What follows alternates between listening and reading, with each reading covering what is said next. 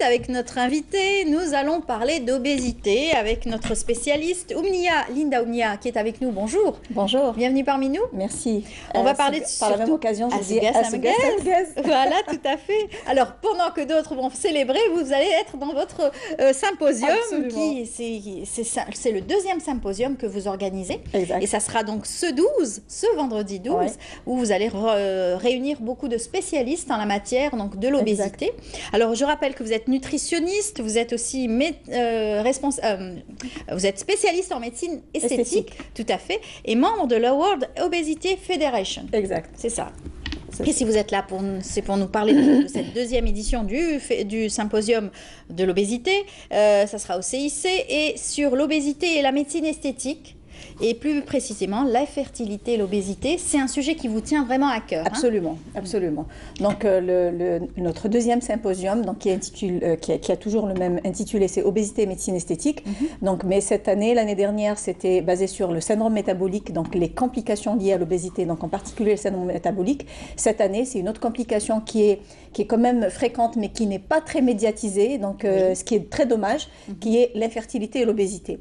Donc, l'infertilité, l'obésité a plusieurs conséquences sur la santé, sur pratiquement tous les organes du corps, donc la tête aux pieds, donc toutes les spécialités sont concernées, et plus particulièrement cette année, ça sera l'infertilité, qui est quand même, il est très important de mettre à l'avant cette conséquence de l'obésité, qui est l'infertilité, qui touche quand même beaucoup de personnes. Vous avez eu plusieurs cas d'ailleurs, vous nous avez donc donné certains exemples des personnes que vous avez orientées, et puis à la suite, bien sûr, il y a eu de belles surprises. Oui, même si ce n'est pas toutes les personnes, toutes les femmes obèses en perdant du poids arrivent à procréer, mais n'empêche que si on arrive à améliorer cette fertilité en faisant maigrir les personnes, donc les femmes, aussi bien les femmes que les hommes, avec 5-10% de la perte de poids, on pourrait rétablir cette fertilité qui est bloquée de manière hormonale par rapport à cette obésité.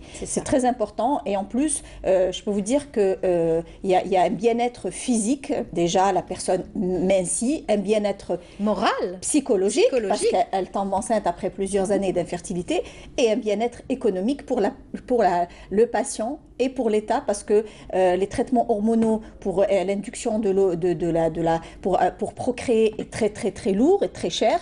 Donc alors qu'en perdant un peu de poids avec un moindre coût, on peut quand même améliorer, même si c'est pas toutes, mais au moins si c'est 0,5% de la population peut avoir une procréation, les femmes peuvent tomber enceintes avec juste une perte de poids, et je pense que c'est tout bénéf pour tout le monde. Exactement. Alors vous orientez beaucoup de patients, justement, puisque vous en rencontrez, puisque vous êtes nutritionniste, beaucoup de personnes qui souffrent d'obésité, qui régleraient beaucoup de problèmes et de pathologies liées à la surcharge pondérale. Absolument. Donc la surcharge pondérale est le point de départ de beaucoup de pathologies, donc aussi bien syndrome métabolique, hypertension artérielle, diabète type 2, infertilité, apnée du sommeil, qui est vraiment aussi pas très médiatisée. On se rend compte qu'en perdant du poids, les personnes dorment mieux, renflent moins, donc il y avait une apnée du sommeil conséquente de l'obésité, le diabète, l'hypertension, l'insuffisance veineuse, les problèmes de peau, les macérations des plis, franchement, l'orthopédie aussi, des douleurs articulaires.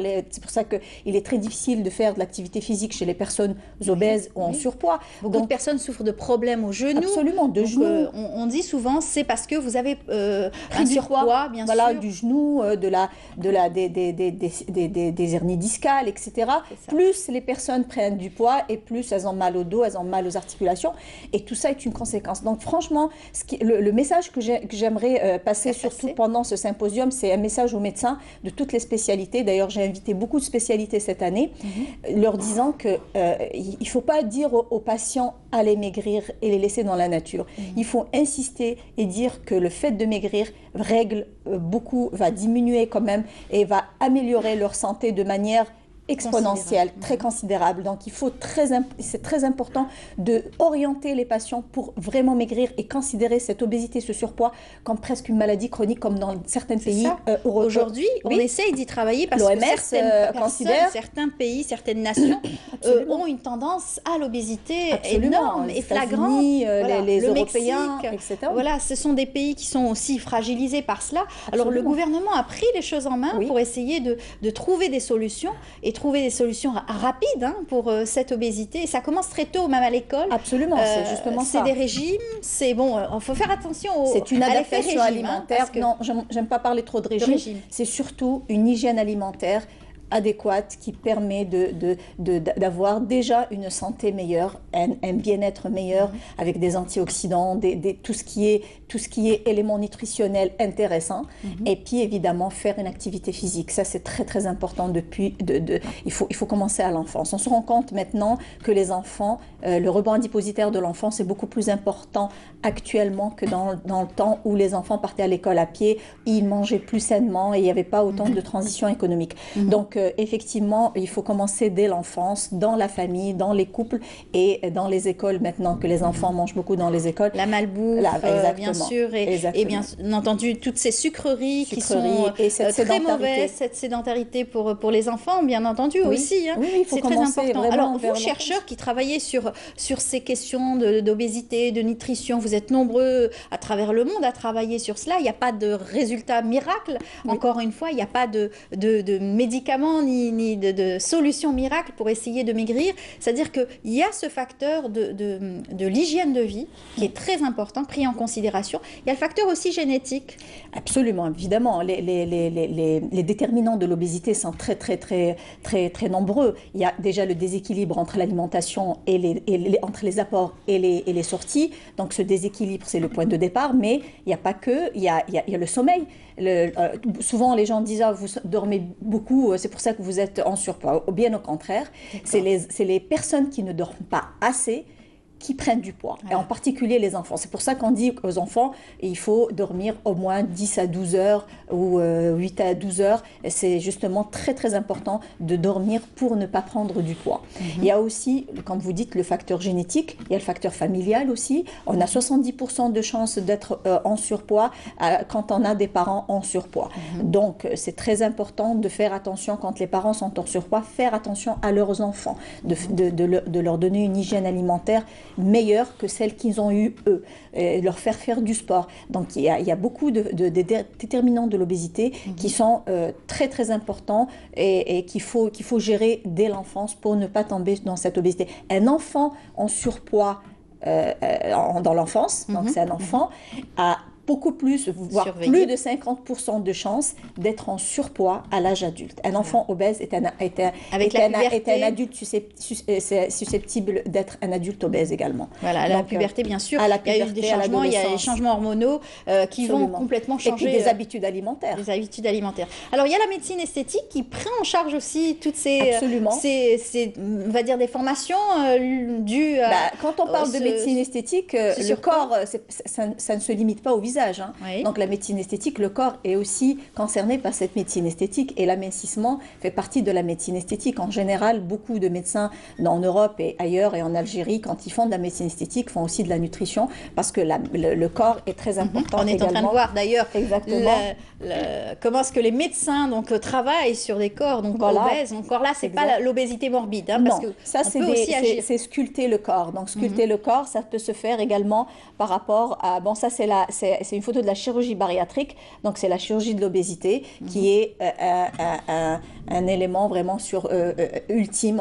On va à la chirurgie bariatrique lorsque on arrive à une obésité morbide, quand même à plus de 35 à 40. Handicapante, avec beaucoup d'effets secondaires et de conséquences sur la Par contre, sur des petits poids, sur des petits surpoids, on peut travailler avec certains appareils, par exemple, comme qui est la cryolipolyse, qui est révolutionnaire actuellement, c'est nouveau. Donc c'est de la liposuction, c'est cristallisé avec une température inférieure à 0 les bourrelets à une température négative pour faire une apoptose cellulaire. Donc, on tue la cellule adipeuse en protégeant évidemment la peau. Et cette mort cellulaire, avec une élimination après hépatique, va nous diminuer le bourrelet entre 20 à 30, voire 35%. Au bout de 3 mois, on perd ce bourrelet et c'est vraiment non invasif, un peu une petite douleur, une petite sensibilité, mais si on peut parler de liposuction non invasive. Les résultats ne sont pas aussi spectaculaires qu'une liposuction, mais enfin, on n'a ni anesthésie, ni chirurgie, ni rien, donc c'est tout les bénef. effets secondaires d'une opération. D'une opération, tout à fait. On va rappeler, en tout cas, c'est très intéressant, on n'aura pas le temps de tout développer malheureusement ici, mais on aura peut-être des invités après le symposium. J'espère, oui, j'espère que samedi, oui, on aura 2 spécialistes français qui viendront, il y en a un qui est dermatologue et médecin esthétique, Dr Remis, et Dr Belin, qui est médecin esthétique aussi, et qui travaille beaucoup sur tout ce qui est amincissement avec un appareil particulier qui s'appelle le Redustim, qui est des ondes magnétiques. Ce sont des ondes magnétiques à basse fréquence qui permettent de déstocker les graisses, et en même temps, il y a une pressothérapie, donc une deuxième action qui est la pressothérapie qui permet aussi le drainage. Donc, c'est un appareil sur lequel on travaille avec une étude clinique sur l'infertilité et obésité. Ça permet de diminuer la graisse intra-abdominale qui est justement la conséquence de cette infertilité. C'est la graisse qui entoure nos organes. Et cet appareil, le Redustim, permet de diminuer ce tour de taille. Et en diminuant le tour de taille, on a presque plus de 50% de réussite, par exemple, d'une procréation assistée, d'une FIV, par rapport à des personnes qui sont en surpoids avec une obésité abdominale. Donc tout ceci, vous allez le développer lors de ce symposium. Ça sera donc ce vendredi 12 janvier au niveau du CIC. Et puis beaucoup de médecins spécialistes seront invités à cette occasion. On y reviendra, Inch'Allah, pour en parler encore en détail. Merci beaucoup. Je rappelle, Linda Oumnia, vous êtes nutritionniste, spécialiste de médecine esthétique et vous êtes aussi membre de World Obesity Federation. Merci d'être venu sur notre plateau. Merci à vous. Bon courage. Merci. J'en ai bien besoin. Voilà. Merci bien. Eh bien, on va continuer cette fois-ci dans le domaine scientifique. On va aller du côté d'Oran, retrouver Iman Mahrougras et ses invités.